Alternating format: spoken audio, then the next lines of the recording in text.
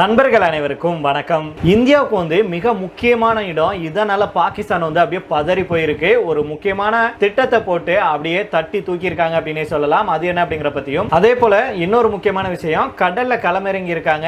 இந்த படைகளை கண்டு இப்ப அரண்டு போயிருக்காங்க. இனி இந்தியா வச்சதுதான் சட்டம் அப்படிங்கிற அளவுக்கு இப்படி ஒரு சம்பவம் நடந்திருக்கு நண்பர்களே. அது என்ன அப்படிங்கிறதையும், அதை தொடர்ந்தே பாத்தீங்க அப்படின்னா, இந்தியாவிடம் சிக்கி செத்திருப்பாரு, பாகிஸ்தானுடைய பிரதமரை காப்பாற்றினதே நான் தான் அப்படின்னு சொல்லி மீண்டும் ஒரு பரபரப்பை கிளப்பி இருக்காங்க.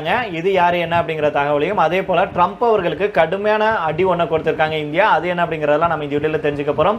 அதனால ஸ்கிப் பண்ணாம கடைசி வரைக்கும் பாருங்க. அதுக்கு முன்னாடி நம்முடைய சேனலை சப்ஸ்கிரைப் பண்ணாம பார்த்துட்டு இருக்கீங்க பல நண்பர்களும், சப்ஸ்கிரைப் பண்ணிட்டு அந்த பெல் ஐகானை கிளிக் பண்ணிக்கோங்க. அதே போல ஃபேஸ்புக், இன்ஸ்டாகிராம்லையும் ஃபாலோ பண்ணலனா ஃபாலோ பண்ணிக்கோங்க. பிரதமர் நரேந்திர மோடி அவர்கள் இஸ்ரேல் நாட்டுக்கு சென்றுள்ள நிலையில நெத்தன்யாகு தரப்பிலிருந்து மிக முக்கியமான ஒரு அறிவிப்பு ஒன்று வெளியாயிருக்கு. மத்திய கிழக்குல பதற்றம் மீண்டும் அதிகரித்துள்ள சூழல்ல ஒரு மிகப்பெரிய புவிசார் அரசியல் கூட்டணியை உருவாக்கும் திட்டத்தை இஸ்ரேல் முன்மொழிஞ்சிருக்காங்க. இதுல இந்தியாவும் மிக முக்கிய பங்காற்றும் அப்படின்னு தெரிய வந்திருக்கு. பிரதமர் மோடி அவர்கள் அதிகாரப்பூர்வ பயணமாக இஸ்ரேல் நாட்டுக்கு போயிருக்காங்க.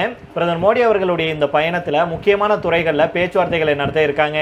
இதற்கிடையில தான் இஸ்ரேலிருந்து ஒரு புதிய புவிசார் அரசியல் கூட்டணி குறித்த முன்மொழிவு முன்வைக்கப்பட்டிருக்கு. இஸ்ரேல் பிரதமர் பெஞ்சமின் நெத்தன்யாகு ஹெக்ஸகன் கூட்டணி அப்படிங்கிற புதிய கூட்டணி குறித்த அறிவிப்பை வெளியிட்டாரு. மத்திய கிழக்கில் இருக்கும் தீவிரவாத அச்சுறுத்தல்களை எதிர்க்கவே இந்த கூட்டணி உருவாக்கப்பட்டுள்ளதாக நெத்தன்யாகு அவர்கள் தெளிவுபட சொல்லியிருக்கிறாரு. இந்த திட்டத்தில் இந்தியா, இஸ்ரேல், கிரீஸ் மற்றும் சைப்ரஸ் ஆகிய நாடுகள் முக்கிய பார்ட்னர் நாடுகளாக இருக்கும் அப்படின்னு அவர் தெரிவிச்சிருக்கிறாரு. இது தொடர்பாக இஸ்ரேலுடைய வெளியுறவுத்துறை அமைச்சகம் விரிவான அறிக்கை ஒன்று வெளியிட்டிருக்காங்க. அதுல தான் மத்திய கிழக்கு தீவிரவாதத்துக்கு எதிராக இந்த கூட்டணி உருவாக்கப்பட வேண்டும் அப்படின்னு தெரிவிச்சிருக்காங்க. மேலும் இந்த கூட்டணி அரபு நாடுகள், ஆப்பிரிக்கா மற்றும் ஆசிய நாடுகளும் முக்கிய இடம் பெறும் அப்படின்னு எதிர்பார்க்கப்படுது. இந்த அறிவிப்பு வந்துள்ள நேரம் முக்கியத்துவம் பெறுது அப்படின்னே சொல்லலாம். ஒரு பக்கம் இஸ்ரேல் மற்றும் ஈரானுக்கு இடையிலான பதற்றங்கள் அதிகரிச்சுட்டு வருது. இன்னொரு பக்கம் பாகிஸ்தான் மற்றும் சவுதி அரேபியா நாடுகள் இணைந்து நேட்டோ பாணியிலான ஒரு ஒப்பந்தத்தில் கை கோர்த்திருக்காங்க. இது எல்லாத்துக்கும் கவுண்டர் கொடுக்கும் வகையில் தான் இஸ்ரேல் இது போன்ற ஒரு கூட்டணியை உருவாக்குவதாக அறிவிச்சிருக்காங்க. நெத்தன்யாகுடைய அழைப்பின் பேரில் பிரதமர் மோடி அவர்கள் இன்னைக்கும் நாளைக்கும் இஸ்ரேலுக்கு அரசுமுறை பயணம் மேற்கொண்டிருக்காங்க. இது பிரதமர் மோடி அவர்களுடைய இரண்டாவது இஸ்ரேல் பயணம் அப்படின்னு இந்திய வெளியுறவு அமைச்சகம் தெரிவிச்சிருக்காங்க. இந்த பயணத்தின் போது இரண்டு தலைவர்களும் பரஸ்பர நலன் சார்ந்த பிராந்திய மற்றும் உலகளாவிய பிரச்சனைகள் குறித்து தங்களுடைய கருத்துக்களை பரிமாறிக்கொள்வாங்க அப்படின்னு தெரிவிச்சிருக்காங்க.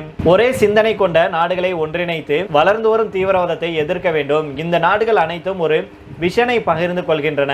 நம்முடைய ஒத்துழைப்புக்கு சிறந்த முடிவுகளை தரும், பாதுகாப்பை உறுதி செய்யும் அப்படின்னு சொல்லியிருக்காங்க. மேலும் நெத்தன்யாகு அவர்கள் இரண்டு முக்கிய அச்சுறுத்தல்களை சொல்லியிருக்கிறாரு. அதுல ஒண்ணு என்னன்னா, தீவிர ஷியா ஆக்சைல், அதாவது முக்கியமாக ஈரான், ஹமாஸ் மற்றும் ஹிஸ்புல்லா போன்ற குழுக்களுடைய அச்சுறுத்தல். இன்னொன்று வளர்ந்து வரும் தீவிர ஷன்னி ஆக்சைல், மேற்காசியாவுடைய சில பகுதிகளில் செயல்படும் தீவிரவாத குழுக்கள். சுருக்கமாக சொல்லணும் அப்படின்னா, பயங்கரவாத மற்றும் விரோத சக்திகளுக்கு எதிராக நட்பு நாடுகள் ஒன்றிணைந்து நிற்க வேண்டும் அப்படின்னு இஸ்ரேல் விரும்புறாங்க. செப்டம்பர் 2025 கையெழுத்திடப்பட்ட சவுதி, பாகிஸ்தான் இடையிலான போடப்பட்ட பரஸ்பர தற்காப்பு ஒப்பந்தம் இஸ்லாமிய நேட்டோ அப்படின்னு குறிப்பிடப்பட்டது. இதன் மூலம் புவிசார் அரசியலில் முக்கிய மாற்றங்கள் நடந்தது. அதற்கு பதிலடி தரும் வகையிலேயே இஸ்ரேல் இந்த திட்டத்தை முன்மொழிஞ்சிருக்காங்க. ஏற்கனவே இந்தியா, ஐக்கிய அரபு எமிரேட்ஸ் மற்றும் இஸ்ரேல் ஆகியவை ஆபிரகாம் உடன்படிக்கைகள் மற்றும் I2U2 அப்படிங்கிற கூட்டமைப்பு போன்றவற்றில் இணைந்து பணியாற்றிட்டு வர்றாங்க. இருந்தாலும் இந்தியா எப்போதும் இது போன்ற ராணுவ அமைப்புகளை சேர்வதை தவிர்த்தே வந்திருக்காங்க. அனைத்து தரப்பினருடன் நட்புறவை பேண விரும்புறாங்க. அதனால இந்தியா என்ன முடிவை எடுக்கும் அப்படிங்கிறது முக்கியமானதாக இருக்கும். அதனால பொறுத்திருந்து பார்ப்போம் நண்பர்களே. இதே போல கடல்ல ஒரு சம்பவம் ஒன்று செஞ்சிருக்காங்க. அமெரிக்காவுடைய கண்ட்ரோல்ல வெனிசுலா வந்ததுக்கு அப்புறம் அந்த நாட்டிலிருந்து செய்யப்படும் கச்சா எண்ணெய் ஏற்றுமதி அதிகரிச்சிருக்கு. இதற்கிடையில தான் 3 மிகப்பெரிய சரக்கு கப்பல்கள் வெனிசுலாவிலிருந்து இந்தியாவுக்கு கொண்டிருக்கிறதாக சொல்லப்படுது. பல இந்திய நிறுவனங்கள் வெனிசுலா கச்சா எண்ணெயை வாங்க ஆரம்பித்துள்ளதாகவும் தகவல்கள் வெளியாயிருக்கு. கடந்த மாதம் வெனிசுலாவில் இறங்கிய அமெரிக்கா அந்த நாட்டு அதிபர் மதுரோவை சிறைப்பிடித்தது. அதுக்கப்புறம் வெனிசுலா கச்சா எண்ணெயை அமெரிக்கா ஏற்றுமதி செய்யும் அப்படின்னு ட்ரம்ப் அவர்கள் அறிவிச்சாரு. அதை தொடர்ந்து வெனிசுலா மீது போடப்பட்ட பல்வேறு வர்த்தக தடைகளும் ட்ரம்ப் அவர்கள் முடிவுக்கு கொண்டுட்டு வந்தாரு. இதற்கிடையில தான் வெனிசுலாவிலிருந்து இந்தியாவுக்கு வரும் கச்சா எண்ணெய் ஏற்றுமதி அதிகரிக்க தொடங்கியிருக்கு. வெனிசுலா அமெரிக்கா டீலை தொடர்ந்து இந்த வர்த்தகம் தொடங்கியிருக்கு. இப்போது சுமார் 2 மில்லியன் பேரல்கள் கச்சா எண்ணெயை சுமந்து செல்லும் பெரிய டேங்கர்கள் இந்திய கடற்கரையை நோக்கி வந்து கொண்டிருக்கு. வெனிசுலாவிலிருந்து கச்சா எண்ணெய் ஏற்றுமதி செய்ய VLCC அப்படின்னு சொல்லப்படுகிற மிகப்பெரிய கச்சா எண்ணெய் கப்பல்கள் வாடகைக்கு எடுக்கப்பட்டுள்ளதாகவும், இதன் மூலம் இந்தியாவுக்கான கச்சா எண்ணெய் விநியோகம் அதிகரிக்கும் அப்படின்னும் செய்திகள் வெளியாயிருக்கு. சர்வதேச கச்சா எண்ணெய் வர்த்தகத்துல ராட்சச கப்பல் போக்குவரத்துக்கு பயன்படும் VLCC உள்ளே வந்திருக்கு. வெனிசுலா ஏற்றுமதி மீண்டுள்ளதையே காட்டுது அப்படின்னே சொல்லியிருக்காங்க. இவை சூயஸ் மார்க்ஸ் ரக கப்பல்களை காட்டிலும் சுமார் 2 மடங்கும் ஆப்ரமேக்ஸ் ரக கப்பலை காட்டிலும் கிட்டத்தட்ட 4 மடங்கு அதிக கொள்ளளவை கொண்டிருக்கு. இதனால சரக்கை எடுத்து செல்ல ஆகும் செலவுகளும் குறையும், ஏற்றுமதியும் வேகமடையும் அப்படின்னு சொல்லியிருக்காங்க. விட்டால் மற்றும் ரஃபிகுராம் ஆகிய நிறுவனங்கள் நிசோஸ் கியா, நிசோஸ் கைத்தானோஸ், அர்ச்சனா ஆகிய 3 VLCCகளை வாடகைக்கு எடுத்துள்ளதாகவும் அவை 3மே இந்தியாவுக்கு அனுப்பப்பட்டுள்ளதாகவும் செய்திகள் வெளியாயிருக்கு. அதே போல ஒலிம்பிக் லைன் அப்படிங்கிற மற்றொரு பெரிய எண்ணெய் கப்பலும் வெனிசுலாவை நோக்கி பயணிப்பதாக தெரிவிக்கப்பட்டிருக்கு. இப்படி பெரிய அளவிலான சரக்கு கப்பல்களை பயன்படுத்துறதுனால போக்குவரத்து செலவுகளும் குறையும், மேலும் விநியோக சங்கிலியும் வேகம் பெறும் அப்படின்னு எதிர்பார்க்கப்படுது. கச்சா எண்ணெய் வர்த்தகம் வேகம் பெற்றிருக்கிறதுனால வெனிசுலாவுடைய சேமிப்பு கிடங்குகள்ல தேங்கி கிடக்கும் பல லட்சம் கணக்கான பேரல் கச்சா எண்ணெய் மார்க்கெட்டுக்கு வரும் சூழல் ஏற்பட்டிருக்கு. இந்திய சுத்திகரிப்பு நிறுவனங்களுக்கு இந்த வளர்ச்சி ஒரு முக்கிய தருணமாக அமையுது. 2019 தான் வெனிசுலாவுடன் வர்த்தகம் செய்ய அமெரிக்கா தடைகளை விதிச்சாங்க. அதுக்கு முன்னாடி வெனிசுலாவிடமிருந்து கச்சா எண்ணெய் வாங்கும் வாடிக்கையாளர்கள்ல 3வது பெரிய நாடாக இந்தியா இருந்தாங்க. இப்பேற்பட்ட சூழல்ல தான் இப்போது அமெரிக்கா கட்டுப்பாடுகளை தளர்த்தி இருக்கிறதுனால மீண்டும் இந்தியா வெனிசுலா வர்த்தகம் உயரும். சுமார் 6 வருஷத்துக்கு அப்புறம் அமெரிக்காவுடைய ஷெவ்ரான் நிறுவனம் வெனிசுலா கச்சா எண்ணெயை ரிலையன்ஸ் நிறுவனத்துக்கு வித்திருக்காங்க. அதே போல விட்டல் நிறுவனத்திடமிருந்தும் 2 மில்லியன் பேரல் கச்சா எண்ணெயை ரிலையன்ஸ் வாங்குறாங்க. இது தவிர PDVSAவிடமிருந்து நேரடியாக வாங்குவதையும் ரிலையன்ஸ் ஆராய்ந்துட்டு வர்றாங்க. Indian oil corporation, Bharat petroleum corporation மற்றும் HP எனர்ஜி போன்ற நிறுவனங்களுக்கும் வெனிசுலா கச்சா எண்ணெயை அதிகம் வாங்க ஆரம்பிச்சிருக்காங்க. இதன் மூலம் இந்தியா தன்னுடைய கச்சா எண்ணெய் இறக்குமதியை பரவலாக்கி இருக்காங்க, ரஷ்யாவை சார்ந்திருப்பதையும் குறைக்கிறாங்க அப்படின்னும். இதுல மற்றொரு விஷயம் என்னன்னா, இந்திய நிறுவனங்களுக்கு வெனிசுலா கச்சா எண்ணெய் தள்ளுபடி விலைக்கே விற்கப்படுது அப்படின்னு சொல்லியிருக்காங்க. அதுவும் அமெரிக்கா கூட ஏற்பட்ட ஒப்பந்தத்தை தொடர்ந்து தான் வெனிசுலாவிலிருந்து தலா 20 லட்சம் பேரல்கள் கச்சா எண்ணெயுடன் கூடிய மிகப்பெரிய சரக்கு கப்பல்கள் இந்தியாவை நோக்கி வந்துட்டு இருக்கு அப்படின்னு சொல்றாங்க. இதை தொடர்ந்து பாத்தீங்க அப்படின்னா, அமெரிக்க நாடாளுமன்ற ஸ்டேட் ஆஃப் தி யூனியன்ல அதிபர் ட்ரம்ப் அவர்கள் பேசியிருக்கிறாரு. அதுல இந்திய, பாகிஸ்தான் உள்பட 8 போர்களை தான் நிறுத்தியதாக சொன்ன ட்ரம்ப் அவர்கள் தான் தலையிடல அப்படின்னா 3.5 கோடி பாகிஸ்தான் மக்கள் இந்த மோதல்ல உயிரிழந்திருப்பாங்க அப்படின்னு சொல்லியிருக்கிறாரு. மேலும் இந்திய பாகிஸ்தான் மோதலை தான் நிறுத்தியதால மட்டும்தான் பாகிஸ்தானுடைய பிரதமர் இன்னைக்கு உயிரோட இருக்கிறார் அப்படின்னு ட்ரம்ப் அவர்கள் தெரிவிச்சிருக்கிறாரு. இது தொடர்பாக மேலும் அவர் என்ன சொல்றாருன்னா, அதிபராக என்னுடைய முதல் 10 மாதங்கள்ல நான் 8 போர்களை முடிவுக்கு கொண்டுட்டு வந்தேன். பாகிஸ்தானும் இந்தியாவும் அணு ஆயுத போரில் ஈடுபட்டிருப்பாங்க. ஆனால் என்னுடைய ஈடுபாடுனால அவங்க இதை நிறுத்தினாங்க.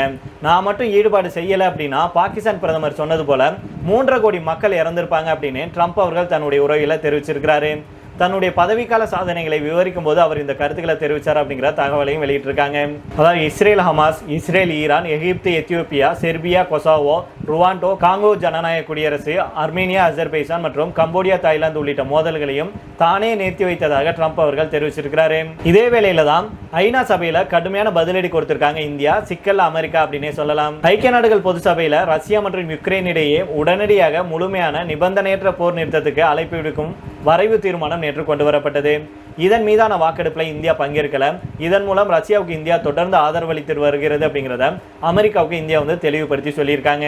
அமெரிக்காவின் வரி நெருக்கடி காரணமாக ரஷ்யாவிலிருந்து இறக்குமதி செய்யப்படும் கச்சா எண்ணெய் இந்தியா நிறுத்தியிருந்தது. இதன் மூலம் ரஷ்ய இந்திய உறவு முடிவை நோக்கி சென்றுட்டு இருக்கு அப்படின்னு பலரும் பேசியிருந்தாங்க. இப்படி இருக்கையில தான் ரஷ்யாவுடனான நட்பை இந்தியா ஐநா சபையில நிரூபிச்சிருக்காங்க. யுக்ரைன் மீதான ரஷ்யாவுடைய படையெடுப்பின் 4வது ஆண்டு நிறைவையொட்டி ரஷ்யாவுக்கு எதிராக ஐநா சபையில போர் நிறுத்த தீர்மானம் முன்வைக்கப்பட்டது. இந்த தீர்மானம் ஐநாவுடைய 193 உறுப்பு நாடுகளை கொண்ட பொது சபையில 107 நாடுகளுடைய ஆதரவுடன் நிறைவேறி இருக்கு. யுக்ரைன்ல நிரந்தர அமைதிக்கு ஆதரவு அப்படிங்கிற தலைப்பிலான இந்த தீர்மானத்துக்கு 12 நாடுகள் எதிராக வாக்களிச்சாங்க. அதே வேளையில 51 நாடுகள் வாக்கெடுப்பில் இருந்து விலகினாங்க.